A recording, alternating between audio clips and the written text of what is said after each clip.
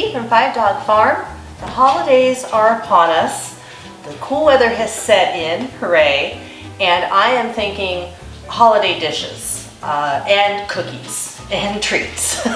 But one of my favorite things at the holidays is cranberry sauce, and I like to home make it. It is easier than you think. I know a lot of people love the tradition of the one in the can, and I started doing that a long time ago when I first started hosting my Thanksgiving, taking it from Gigi and telling her, you've done it for so long, now it's my turn. But about over 15 years ago, maybe 20 years ago, I discovered this recipe, have changed it up through the years, and have finally kind of settled on what you're going to see me do here. It is super easy. So let's just get into it and make our little cranberry relish, and I think you will enjoy it. What you want to do is you want to get 8 ounces of organic cranberries, and you pop them in a saucepan. And then the other thing that you're going to get is, I'll just go through the list really quick, all right? We've got a 1/2 cup of sugar. We have a 1/2 teaspoon of ground cinnamon. We have 1 teaspoon of fresh orange zest. That's optional, but I think the orange zest gives it a real nice zing. And if you watched my video and blog post on dehydrating zest, then you could take some of your dehydrated zest and use that as well. You could take, of course, the orange that you zest, cut it in half and squeeze out the juice, or you could just use bottle juice. I happen to have bottle juice, so you want to use a 1/2 cup of orange juice. You're also going to want to put aside another 2 tablespoons of orange juice, because that's going to be part of the thickener later with the 1 teaspoon of cornstarch. You'll also want to get a medium-sized apple. I love Honeycrisp. You could use Granny Smith. Anything that is crisp and has a tart flavor to it is perfect. Peel and dice. A teaspoon of fresh basil. A tablespoon would be much too much. And then a pinch of salt, pepper, cayenne pepper. Also a 1/2 cup of apple cider.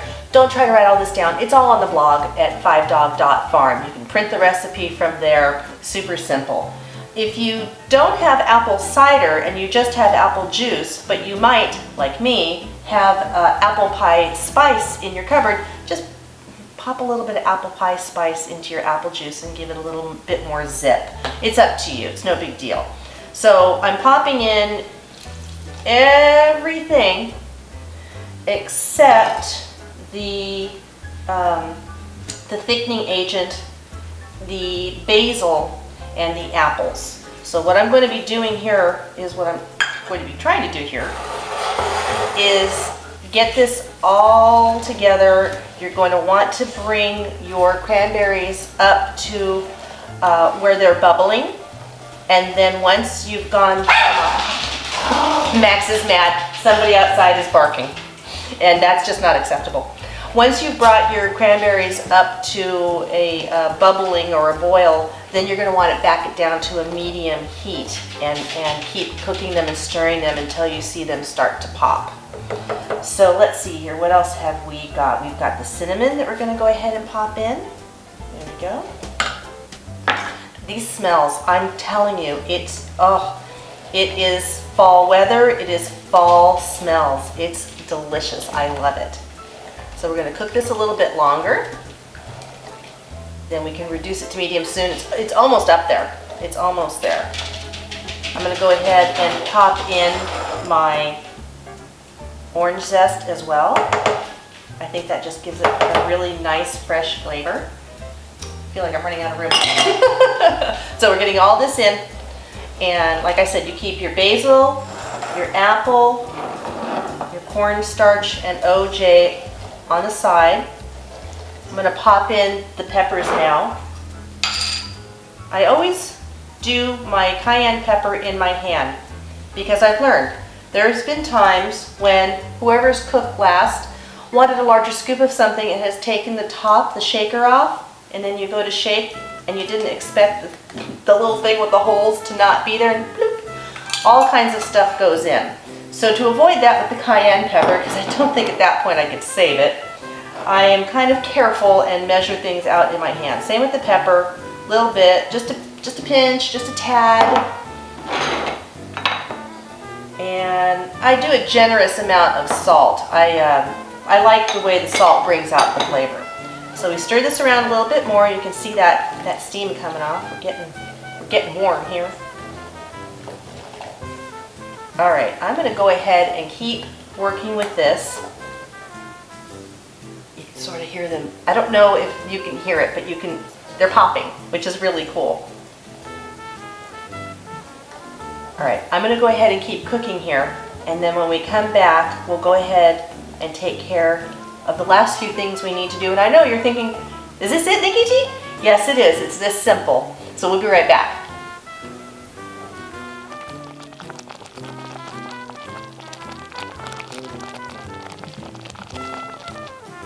So it's been about 5 minutes, and now you can see we really have a nice consistency here, but the cornstarch gives it that real cranberry relish that we all know and love.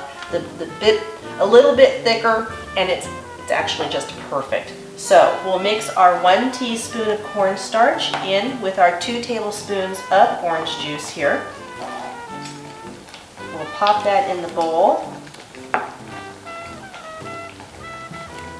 I don't like lumps, so I want to make sure that this is very smooth.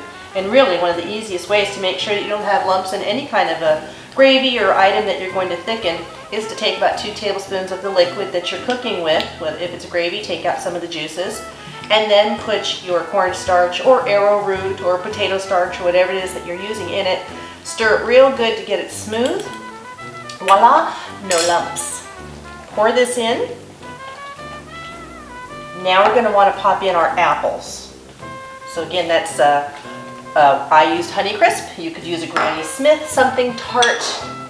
We're going to put that in, set it on low, and just sort of let the apple get in there and get a little soft. I like some kickback from a little bit of a bite from the apple so that it's not completely mushy, but experiment. You know, if you don't like the apple having a little bit of a crunch to it, just let it stay in a little bit longer. That's fine. My mouth is watering. I just love this. I am a savory person. It's usually sweets don't do it for me, but because this is so unique. Yes, it's sweet, but it's got that tartness to it, and it's just such a fun, delicious, and super easy recipe, as you can see. I would go ahead and keep stirring as I am. Now, I like this chilled. Some people prefer their cranberry relish room temperature. That's fine. If you're making it ahead, chill it. Then bring it out to room temperature the day that you're going to serve it. Look at that. Isn't that beautiful? I love this. So let me turn my little hot plate off here. And let's pop a little bit into our bowl. See if I can do it without getting it absolutely everywhere. We'll see.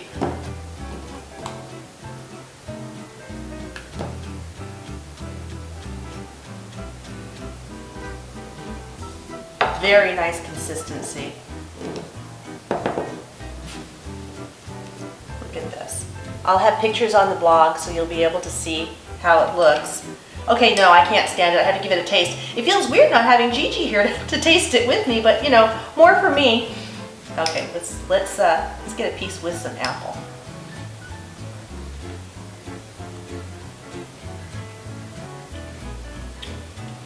Fall in a bowl. It's good hot.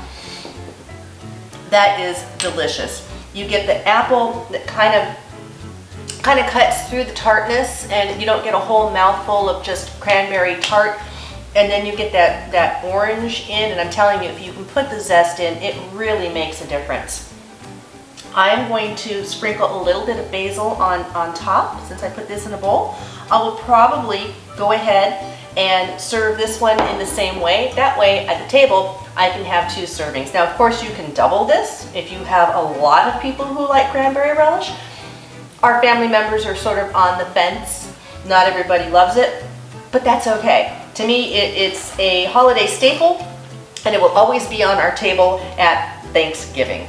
So I hope you give this recipe a try. If you do, please leave a comment and let us know how you liked it, or did you do something different with it? Because I think that playing with recipes is half the fun. Make it your own. Add something special to it. Again, this is Nikki D from 5 Dog Farm. Thank you so much for tuning in. We'll talk to you soon.